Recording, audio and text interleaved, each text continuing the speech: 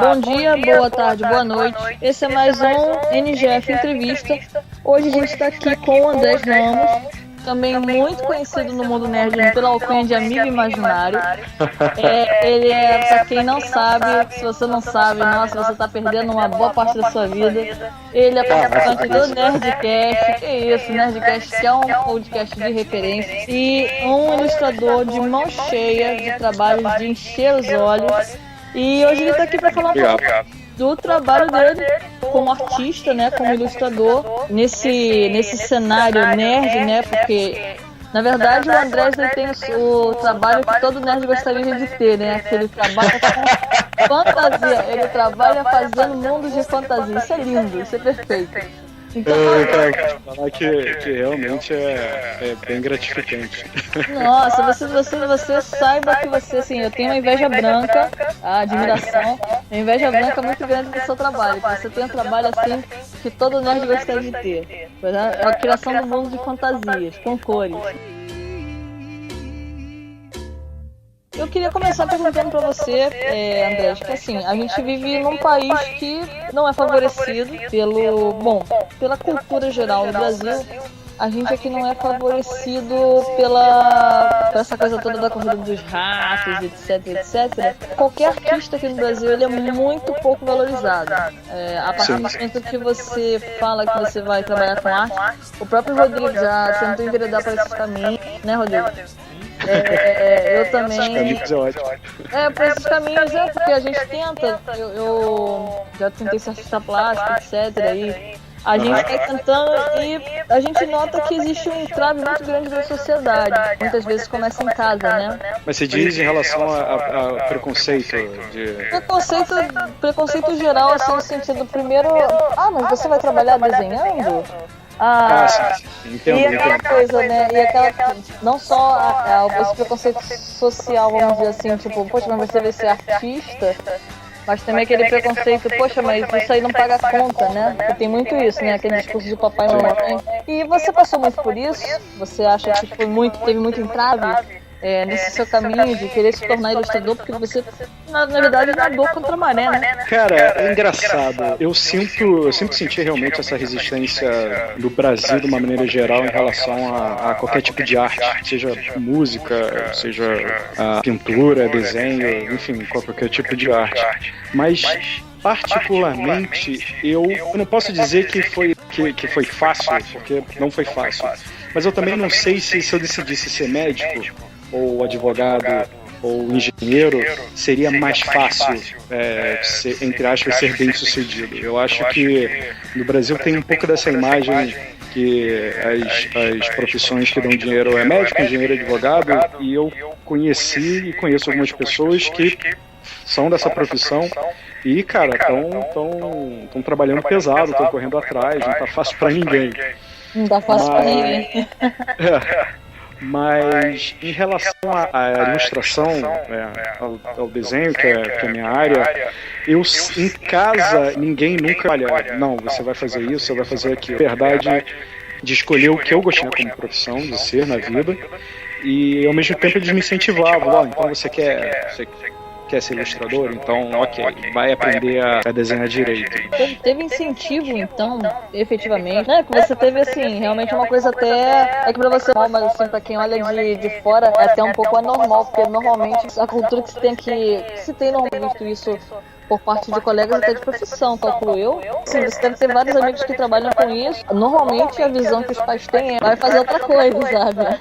Não se entende muito no Brasil essa conceito de arte, né? Apesar que o design, ele pode considerar ele exatamente arte. No Brasil você tem uma barreira muito grande a qualquer coisa que fuja do padrão médico, advogado e engenheiro. Eu não moro mais no Brasil, eu estou morando em Paris, mas existe também um pouco uma diferença que aqui as coisas são levadas de uma maneira mais profissional. Então, se você decide ser um ilustrador de história em quadrinho, não estou dizendo que o Brasil não tem, mas eu acho que falta investimento para esse tipo de área, não só de ilustração, mas qualquer área de arte, né?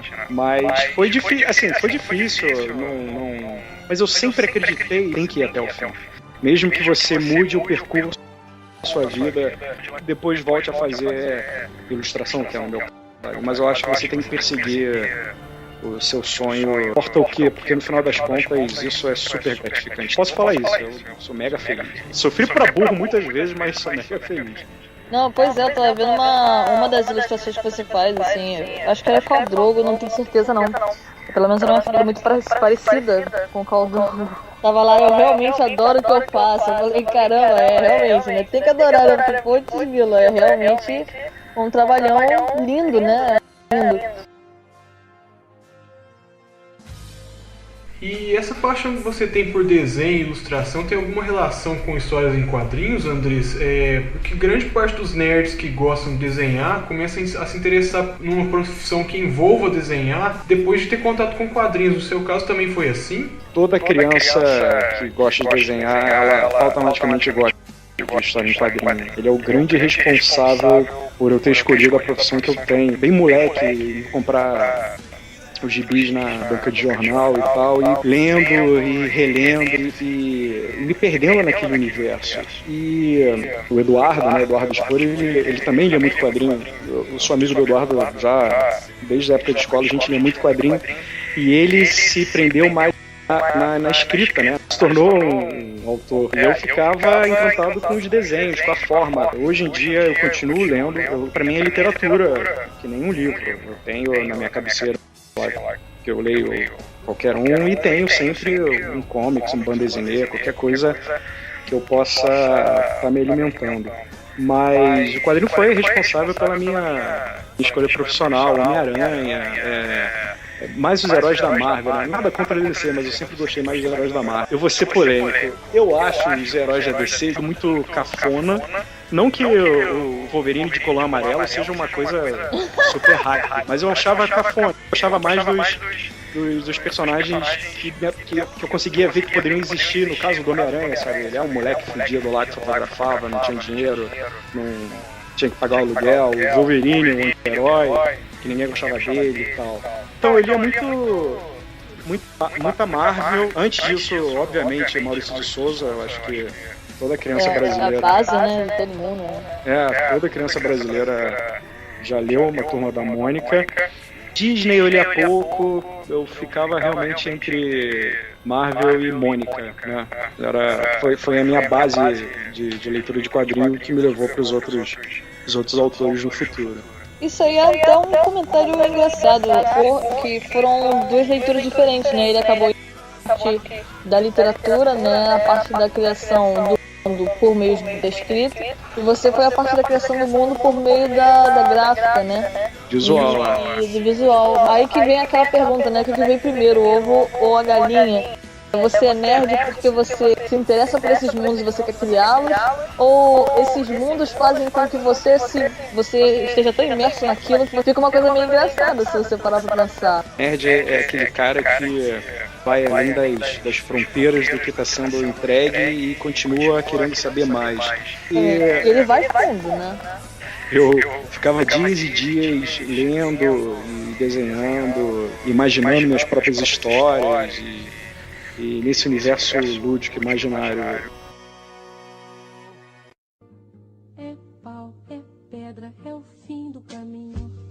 Eu acho que se nasce nerd, e você só tem que deixar o nerd florescer dentro de você. Dentro de você, exatamente. E era uma coisa ruim antigamente, né? Eu tenho 25 anos, eu ainda sou da época que ser nerd era ofensa, né? Era ofensa, né? Você é nerd, sua nerd, você é uma nerd, né? Era horrível. Hoje em dia é mainstream, né? Todo mundo quer ser nerd. Todo mundo quer ser nerd, é impressionante. Pois é. Isso mudou, que tem uns 15 anos pra cá, 10 anos pra cá? Foi mais ou menos de 10 anos pra cá, porque eu lembro que quando eu tinha 15 anos eu ainda era muito sacaneada, porque eu era aquela nerd que ficava fazendo história em quadrinho, no colégio, ficava lendo. Exatamente. Só que o que acontecia? Eu fazia com que as pessoas da minha turma, de certa forma, acabassem interessando pelo que eu estava fazendo. Então, assim, obviamente que por ser nerd você sofre bullying e tal, essa chatice que faz parte da vida, não tem jeito. A escola é só um reflexo da sociedade. O bullying vai sempre existir. Eu acho que, enfim, mudando de assunto rapidinho, uma histeria por causa disso, mas se tem bullying depois que sai da escola também, quando o teu chefe resolve pegar no teu pé, e nem por causa disso, sabe, fica todo mundo estressado. Mas acabava que as pessoas à minha volta assim, não se interessavam, mas elas meio que entendiam, porque eu tinha muita paixão pelo que eu via, pelo que eu fazia, e desenhava, e o desenho sempre me aproximou dos meus amigos, né? Mas eu vou te falar, se ouvindo o Nerdcast mesmo, eu achei engraçadíssimo, assim. Foi o Afonso Solano que falou isso, que também é ilustrador. E eu achei engraçado e eu passei a entender porque que eu não era tão zoado. Eu não desenho, tá? Assim, eu tentava desenhar. Mas por que o nerd que desenha não é tão zoado no colégio, né? Porque o colégio é tipo um presídio, né? E você O nerd que desenha é o tatuador. É o tatuador. E você não mexe com o tatuador da prisão. Entendeu? Isso é uma regra básica. Foi a melhor definição pra mim, na minha opinião. Perfeito. Mas é isso mesmo. Você tem um poder, né? Você pode... Você é um coringa, né? As pessoas, elas não sabem quando elas vão precisar de você, exatamente. Mas um dá dia aquele passo pra trás, assim, não, eu não vou fazer isso não, porque pode ser que um dia... Pois é. Por aí. É mais ou menos por aí. As águas de março fechando o verão, é a promessa de vida no teu coração.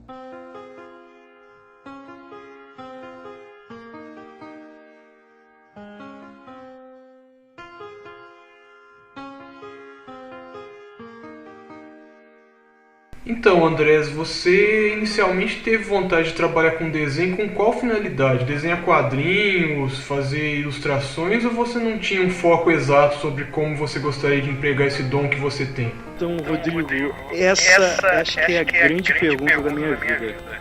Exatamente com que eu gosto de trabalhar. Eu sei como que eu cheguei onde eu tô, né? Eu saí da escola, fiz faculdade de desenho industrial. E dentro da faculdade eu já gostava, óbvio, né, da parte de ilustração, de embalagem e tal. Mas eu não sabia exatamente se eu queria ser ilustrador de caixa de leite ou de embalagem de polenguinho. Não desmerecendo, mas... É um trabalho mais técnico, né? Não é um trabalho tão catártico. Exatamente. O que eu procurava e que eu acabei encontrando dos últimos anos pra cá era o que eu pudesse juntar todo aquilo que eu falei do mundo imaginário dos quadrinhos, que eu ficava imaginando meus próprios heróis, esse conjunto de ideias associado com ilustração. Na verdade, era um conceito que eu não sabia, mas hoje em dia você tem os artistas conceituais, né? Que é a galera que trabalha para videogame, para cinema, para peça de teatro, entretenimento, enfim. Eu sabia que era alguma coisa nesse caminho, mas eu não sabia exatamente o que. Tanto que eu trabalhei com computação gráfica, fazia vinhetas para televisão, trabalhei com impresso. Na verdade, eu cobri várias áreas do design que eu pudesse usar a minha ilustração. O que ocorreu, eu não vou saber exatamente a data, mas de uns anos para cá eu pedi demissão e comecei a trabalhar com storyboard para cinema e propaganda.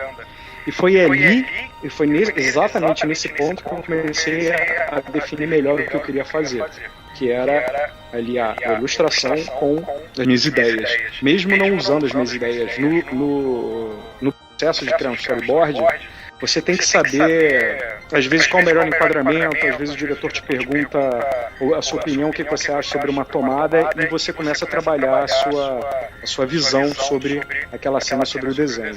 Foi a partir desse momento que eu vi que eu queria trabalhar com ilustração e quadrinho e animação e qualquer coisa que eu pudesse juntar as minhas ideias, criatividade, ou ideia própria, ou ajudando alguém a desenvolver a sua própria ideia. E o que resultou trabalhando com o Jovem Nerd, tá com os outros projetos agora, que eu não sei se eu posso falar, que eu tô podendo juntar meus dois lados. Eu acho que o nerd, ele é muito inquieto, eu sou uma pessoa muito inquieta. Eu penso demais, eu viajo demais na maionese. Eu acho que o nerd tem um pouco dessa inquietude, sabe? Aquele fluxo de ideias e que você tem que colocar na prática, né? No teu caso, colocar como ilustração e como história e por aí vai, né? Às vezes de um esboço, né? Eu calculo assim, para quem trabalha mais nessa parte gráfica, de ilustração mesmo, às vezes de um esboço de nada que você está ali rascando no papel, já calculo que deve surgir um monte de coisa, ideias, e eu acho que a Bu chegou a comentar alguma coisa assim, que a ideia para fazer Braca dos Mortos veio do nada, assim, tipo, numa conversinha de WhatsApp. O nerd é isso mesmo.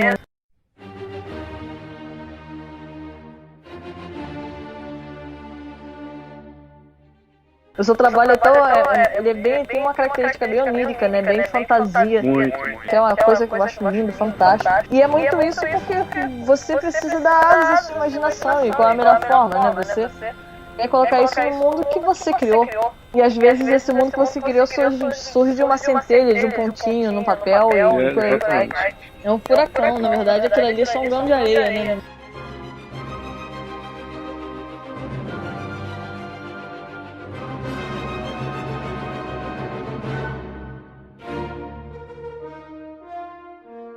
Você trabalha com pintura digital? Isso, basicamente. Como é que funciona? Assim, dá uma explicação assim pra galera nerd, inclusive pra mim, que não entende muito bem, assim, aquela explicação Wikipedia. Cara, basicamente não tem, assim, tirando a questão da mídia, que em vez de você usar um lápis ou uma caneta ou um pincel, você usa uma caneta digital, né? E você tem os programas, no caso o Photoshop e o Painter, se não me engano, você simula a sua área de trabalho. Eu desenhava de maneira analógica, eu costumo falar que era analógico, desenhava no papel e é uma coisa que eu perdi a prática. Eu perdi a prática de um tempo pra cá e eu tô retomando. Porque o computador é tudo mais fácil, você erra uma linha, você dá um Ctrl Z, você, pode rotacionar o desenho, você pode mexer ele em vez de ter que refazer o desenho inteiro. Acaba simplificando o trabalho dele. Sim. Você ganha tempo, você ganha qualidade em determinados aspectos. Acredito que para fins profissionais seja bem interessante, mas para quem quer se aperfeiçoar como artista seja uma muleta, né? Acaba sendo uma muleta. Exatamente. É uma faca de dois gumes. Acaba usando tanto o computador, a mídia analógica tradicional, seu cérebro ele tá setado pro digital. Eu me lembro de estar desenhando, de ter que ir pra gravação de estúdio e tal, e o storyboard ter que ser feito no papel, eu errar a cena, parar de desenhar, ficar olhando pro papel e tá pensando Ctrl Z, Ctrl Z, Ctrl Z, Ctrl Z, procurando pessoa, né? Mas isso acontece.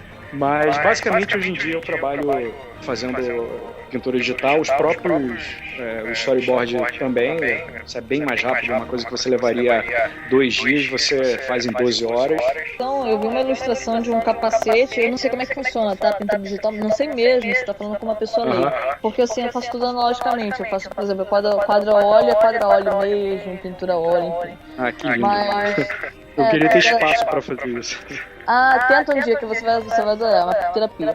Mas eu tava vendo um capacete que você viu, que você botou no Twitter, aí tinha um capacete lá que você viu, aí você fez, e eu notei que do lado do capacete, que tava pintado, com volume, com luz, com sombra, lindo, maravilhoso, tava lá assim as cores, umas colorações, como se você tivesse, eu não sei se aquilo ali é o teste ou é a tinta que você vai catando ali digitalmente e vai colocando. É como se fosse uma paleta, você abre as suas opções de cores, vai colocando, eu pelo menos trabalho assim, né? Dentro do canvas, dentro do espaço onde está a ilustração, onde vai estar a pintura, coloco as cores que eu vou usar e vou misturando e faço como se fosse uma paleta física, né?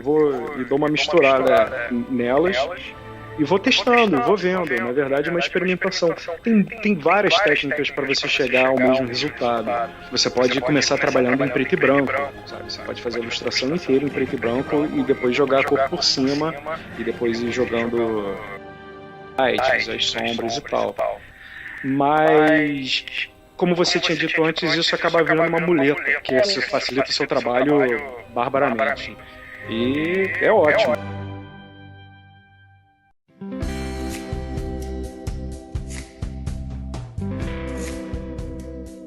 Que não tem como não chamar atenção. Foi seu trabalho, na verdade, como ilustrador, por causa da edição especial da Batalha do Apocalipse. Que eu sou grande fã do Spor. Inclusive eu saí numa foto com ele de cara de pau no Globo, Que legal. de uma Bienal que teve aqui no Rio, foi ano passado, enfim. E eu comecei a notar os trabalhos que a gente tem da coleção, da edição de capa dura, que tem o Anjo Chorão na capa, tá? É lindo, Anjo Chorão. Nunca mais eu chamo de outro jeito. Mas assim, os trabalhos com as ambientações, os personagens também, é tudo muito, muito bem feito. Eu comecei a acompanhar seu trabalho dali. Mas a minha pergunta, assim, é mais no sentido de como é que foi trabalhar com um cara que você conhece há tanto tempo, porque é muito difícil você... O Eduardo é muito descritivo, né? A descrição dele, você se sente muito dentro do cenário, e eu calculo que isso, ao mesmo tempo que ajuda muito, deve ajudar muito, calculo eu, porque ele realmente te dá a sensação de você estar ali, né? Você tá ali naquele ambiente, mas ao mesmo tempo é uma coisa que limita, ao mesmo tempo é uma lei, né? Ela te dá os espaços, mas ela te dá as direções, mas ao mesmo tempo ela te limita. E como é que foi trabalhar esse tipo de detalhismo, porque o Eduardo, você vê que é um escritor detalhista, dentro de uma esfera de amizade, que vocês são amigos há trocentos mil anos, então assim, como é que foi trabalhar com ele? Foi legal, foi gostoso, assim, teve alguma divergência de você falar, pô, Eduardo, como foi? O que é isso? Então, engraçado porque nós somos amigos. Bom, hoje já mudou esse sistema de série, eu já não sei mais o que é o que, mas na minha época era a quinta série. Na minha turma toda não serve pra nada, eu sou professora sexto ano agora. Sexto ano, então a gente é amigo desde a quinta série da escola. A gente sempre foi grandes amigos e tal, e eu me lembro... Eu vou contar uma história rapidinho que vai responder essa pergunta. Eu me lembro da gente nas aulas de matemática conversando sobre mundos fantásticos, ficção científica. A gente adorava a Guerra nas Estrelas. A gente ainda gosta, né? Mas a gente, moleque, super viciado em Guerra nas Estrelas. Então a gente criava nosso próprio universo. E o Eduardo escrevia uns textos sobre determinadas áreas da galáxia e eu desenhava essas áreas da galáxia. E isso veio se estendendo até hoje, quer dizer, a nossa amizade, ela é muito ligada com esse processo criativo. Então, como se complementasse, né? Assim, exatamente. Ele é a parte, realmente, como eu falei, ele é a parte gráfica não, a parte escrita, você é a parte gráfica, né? A parte concretiva, né? Isso. Então, quando ele pediu para fazer as ilustrações da edição especial, eu falei, claro, cara, vamos fazer, me passa aí o que você está pensando e tal. Aí eu entrei em contato com a editora, mas foi super tranquilo.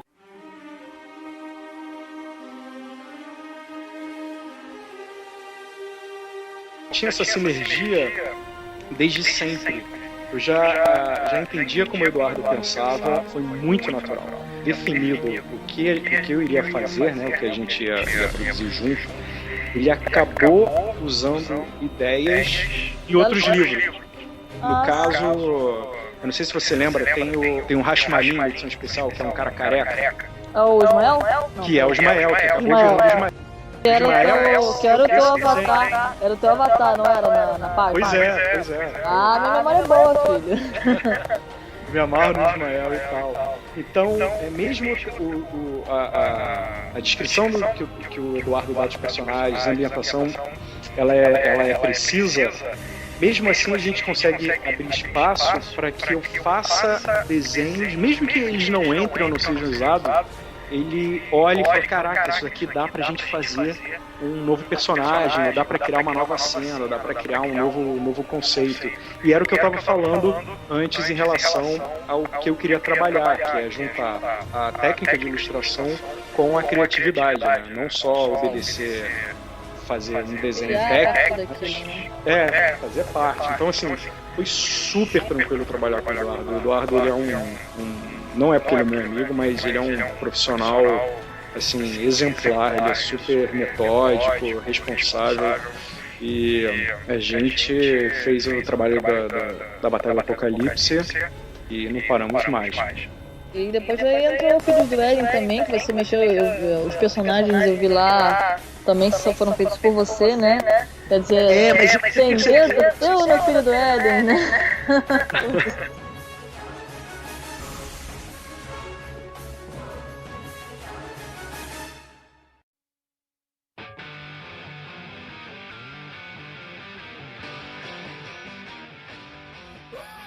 Acho que nenhum artista se considera um artista sensacional. Acho que isso faz parte da natureza dos artistas, sabe? Essa inquietude. Mas eu tava pegando, isso foi até semana passada, eu peguei os desenhos do Filhos da Eden que eu fiz em 2011 e tava botando do lado dos desenhos que eu tô fazendo agora. Tanto que o Eduardo, a gente entrou no Skype, eu falei, Eduardo, dá uma olhada nisso aí. Aí ele riu, eu falei, caraca, que diferença. Eu falei, a tendência é sempre a gente evoluir, sabe? É só continuar trabalhando. Mas o que não me impediu de, na época, achar que o desenho tava legal e o Eduardo também achou legal. Eu acho fantástico, né? Eu quero dizer que no final das contas, isso é um conselho para qualquer um que queira ser ilustrador. No final das contas, você tem que estar amarradão no que você está fazendo, mesmo que você saiba que aquilo não vai ficar tão bom, termina e faz outro no dia seguinte, faz outro. Vai além. Daqui a 2, 3 anos você vai olhar pra trás e vai falar, caraca, que legal, sabe? Consigo ver evolução não só na técnica, mas na forma de pensar as coisas. Isso foi bem bacana. E você além de trabalhar com o Dudu, né? O Eduardo Dudu, olha que intimidade. Com o Eduardo, é porque vocês chamam ele de Dudu, a gente acaba entregando. Além de vocês trabalharem com o Expor, você trabalhar com o Expor, você também trabalhou bastante já com o pessoal do Jovem Nerd, e se eu não me engano, me corrija se eu estiver errada, tá? O teu último trabalho grande pra eles foi das Crônicas de Gano, não foi isso? Isso. Ficou fantástico, ficou lindo. Puxando saco de novo, não é puxação de saco não, ficou lindo mesmo. E o Dave a gente sabe porque ele é bem detalhista. O Dave e o Alexandre são bastante detalhistas. E como é que foi trabalhar com ele? Foi assim mais tranquilo, porque foi um trabalho maior, né? No caso das Crônicas de Gano foi cansativo, foi bem cansativo pelo tempo que eu tinha para fazer as ilustrações. Até porque, conversando com o Jovem Nerd na época, ele falou, cara, eu não tenho na minha cabeça exatamente o que eu quero. É o contrário do que eu falei do Expor, né? Exatamente, eu fui para Curitiba, fiquei um final de semana, a gente basicamente rascunhou no papel mesmo todas as páginas, mais ou menos como elas iam ser, mas o design dos personagens, o ângulo das cenas, isso tudo ficou em aberto. Então assim, foi ótimo. O Alexandre, apesar dele não saber o que ele queria, ele sabia o que ele não queria, tanto ele quanto o Dave. Isso é muito importante. Talvez você não saiba o que você quer, mas saber o que você não quer já é meio caminho andado. Sim, com certeza. E a gente ficou durante 7 meses via Skype, com diferença desse fuso horário maluco, trabalhando. Eu trabalhava todo dia, a gente se falava 2 vezes por semana para dar o direcionamento, mas foi super gratificante, assim, foi super emocionante, para ser sincero. Porque o trabalho foi fantástico, né? E a gente é amigo, então existia uma coisa também de, decepcionar os caras, assim como tinha com o Eduardo. Será que eu vou decepcionar o Eduardo e tal? Pois é, é mais complicado, né? Porque quando você tá trabalhando puramente assim, quando a relação é puramente profissional, tem sempre aquela coisa, não, acerta aqui, tá tudo certo e você não vai ter, né, nada. Com amigo é mais complicado, né, sempre. Mas no final das contas foi ótimo, assim, foi super bacana, olha, super bacana. Eu ouvi os Nerdcasts, acho que pelo menos 10 vezes cada um, no mínimo, pra fazer. Das Crônicas de Gano, não teve como não ouvir muitas vezes. Eu fiquei mega fã, engraçado isso. Aí veio o meu espírito nerd, né? E isso foi legal, porque eu escutava tanto os programas para ficar com as cenas na cabeça e tal, enquanto eu tava desenhando, que eu começava a desdobrar as situações e começava a criar novos personagens, não sei o que. O Alexandre tinha que vir, não, calma aí. Uma coisa é uma coisa, vamos. Não, tudo bem, eu entendo. Teve que segurar o bichinho da ansiedade aí dentro, né, André? Pois é, porque você você tem um universo pra desenhar super, super divertido, sabe? Super engraçado. Foi isso, foi maravilhoso.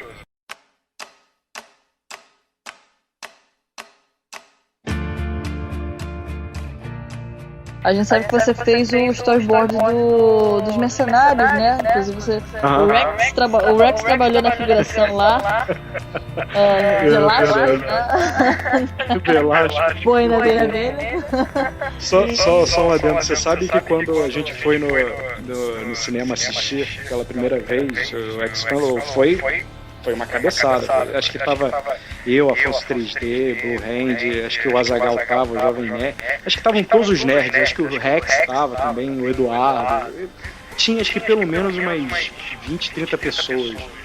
E aí quando o Rex apareceu, todo mundo começou a gritar, levantou, o cinema não entendeu nada, as pessoas olhando assim, falou, mas...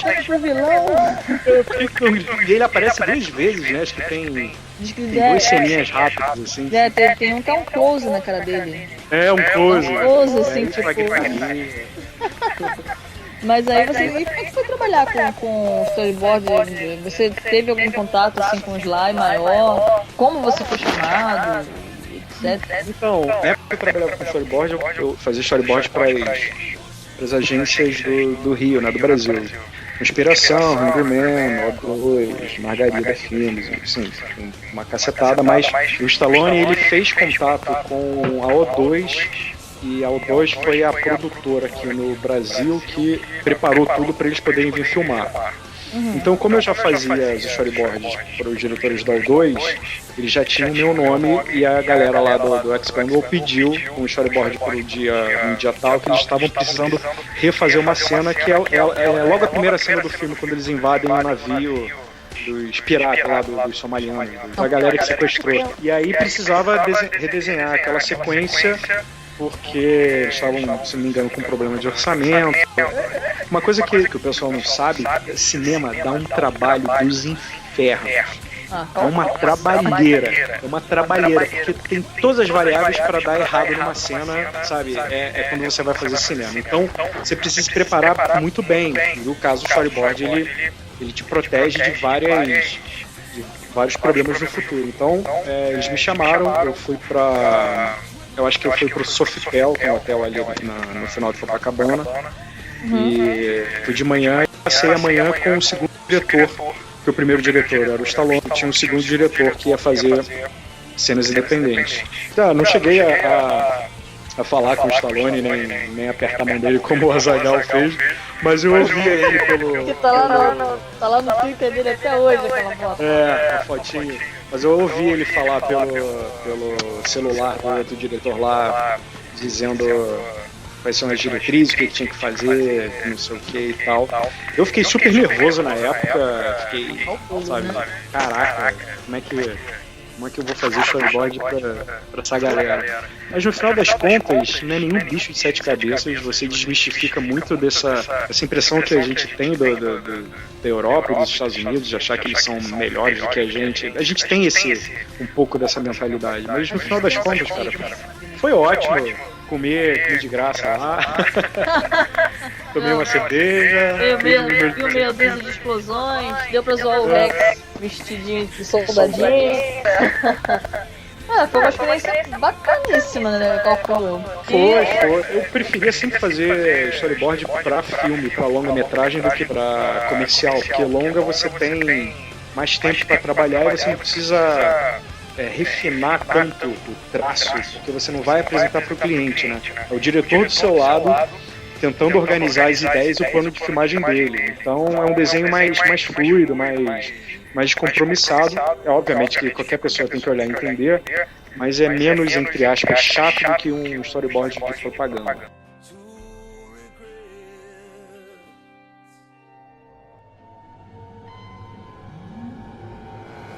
Uma pergunta, a respeito dos storyboards, você chegou a fazer algum curso específico para aprender a fazer storyboards? Cara, então, isso é muito louco. Eu tenho um grande amigo desde a infância e ele estava trabalhando com um dos diretores hoje da Hungerman, diretores de filme. E aí eles estavam precisando de um ilustrador para fazer 8 painéis para aquele filme O Dia que a Terra Parou, que ia ser feito com Keanu Reeves na época. Eles estavam decidindo. E um dos caras que entrou para competir, para dirigir o filme, foi o Andrusha Wodin. E aí o nego me ligou 9h30 da noite do domingo, falou: você pode vir aqui na casa do Andrusha e tal, sou amigo do Cristiano, que é esse meu camarada desde pequeno. Ele falou que você é ilustrador, a gente precisa de uns trabalhos para amanhã, não sei o que, você pode vir? Eu falei: posso. Aí fui para lá, ele me passou os painéis, eu fiz uns painéis Manhattan sendo invadido por nave, alienígena, exército, as coisas nada nerds, né? Nada nerds. Pois é. E fiquei amarradaço, eu falei: caraca, que maneiro, sabe? Tô entrando em contato com um mundo que eu só via pela tela da televisão ou pela tela do cinema. E aí quando eu fui embora, né, eu falei: ok, eu vou pra casa finalizar os desenhos e amanhã eu venho aqui entregar. Esse diretor da Hungry Man falou: cara, você faz storyboard? Aí eu falei: faço. Ele falou: então terça-feira tem uma reunião na casa do fulano pra um filme de um sabão em pó de tal marca. Vamos lá que a gente vai precisar de você. E eu não fazia ideia de como começar um storyboard. Não fazia ideia. Não sabia qual o formato dos quadros. Assim você consegue um emprego. Você faz, eu faço. O que é isso? Faço. Não tinha ideia de nada. Foi assim, na cara dura. Obviamente que nos 2 dias seguintes eu entrei na internet e li tudo que eu consegui ler sobre storyboard, sobre plano, nomes de plano, de terminologia, de formato, tal, para não chegar tão despreparado. Mas cheguei nessa reunião sem saber absolutamente nada. Fiz o storyboard, fiz direto, aí é que vem, acho que foi o ponto de virada da história, porque normalmente a galera fazia storyboard no papel e levava 2 dias para entregar. E o cara precisava de storyboard pro dia seguinte. Tanto que ele tinha até me dito: olha, pode fazer em preto e branco, mas eu preciso pro dia seguinte. Digital, colorido, entreguei no dia seguinte e a galera ficou maluca. Pô, você você não sabia o que fazer, mas você fez, hein? Não, pois eu acho que tem muito disso. Obviamente que você não vai se queimar dizendo que você sabe fazer uma coisa que, sei lá, vão te pedir para operar um cachorro e você: eu sei operar um cachorro e você não tem ideia de como segurar um bisturi. Mas no caso eu já tinha noção, o quadrinho me ajudou a compreender a narrativa. Nossa, a dinâmica é parecida, né? Um pouco parecida e tal. Cometi alguns erros, fiz muita atrapalhada no processo, mas acho que o mais importante foi não desistir, não ficar com medo de correr atrás. E, enfim, aí eu comecei a fazer um storyboard atrás do outro, e aí os contatos vão aumentando e tal, e eu fiquei durante 6 anos fazendo o storyboard. Muito legal mesmo.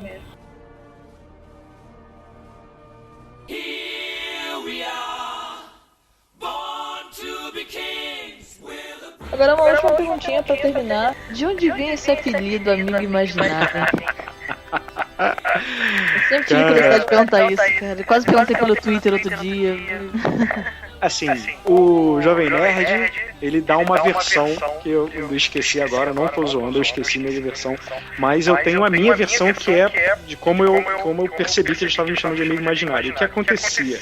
Quando começou o Nerdcast surgiu, foi exatamente na época em que eu comecei a trabalhar com storyboard. Um conselho: se você quiser trabalhar com storyboard, você tem que aprender a abrir mão de feriado, de final de semana, de festinha na casa do fulano, de amigo oculto não sei aonde, porque é uma profissão que demanda tempo. Sabe, ela é bem puxada. Eles começaram a gravar os Nerdcast, eu comecei a participar, mas muito Nerdcast eu não podia. Eu acabava que eu marcava: vou gravar com você na quarta-feira. E aí entrava um trabalho na terça-noite e eu não podia gravar, e eu tinha que pagar minhas contas. E aí começou: galera, não vou poder. Falar: porque o nosso amigo imaginário, Nerdcast, eu não tava, eu tava descansando. Mas veio daí, né? Pelo menos essa é a minha versão. Eu imaginei que fosse porque eu imaginei assim, tipo, deve ser porque ele tá morando na França, alguma coisa assim, mas na verdade é bem mais antigo, né? Não, bem mais antigo. Primórdios do Nerdcast. Primórdios, né? 2006, né? Eu me lembro de todo mundo no quarto dele usando microfone de celular, sabe? Sentado na cama. Agora, eu tô andando pela casa com o iPad. Andrés, muito obrigada pelo seu tempo, pela sua paciência, pela sua extrema boa vontade, porque você respondeu de pronto, você foi de uma educação, de uma gentileza inacreditável. Tipo assim, você já tinha uma fã, né? Na verdade, dois, né, que estão falando aqui com você. Subiu de level, tá? Passou de nível. Então, muito obrigada pela entrevista, muito obrigada pela atenção. Tá legal? Gente, eu que agradeço. Foi super gostoso conversar, poder falar um pouco da trajetória. Vocês são super simpáticos. E eu espero mesmo que a coisa cresça e que vocês consigam entrevistar mais gente e que faça o nerd crescer, porque o nerd na sua maioria tem um coração bom, um coração sonhador. Então, tudo de bom pra vocês, boa sorte aí. Muito obrigada, Andrés. Aqui foi a Rodrigo e Raquel, no Jeff Entrevista. Tchau, tchau, gente.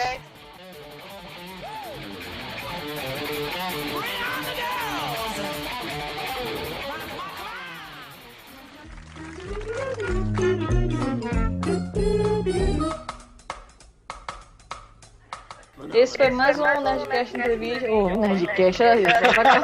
Eu digo que você vai cortar. Eu digo que você vai cortar isso, hein? Esse foi mais um. Não corta não, deixa.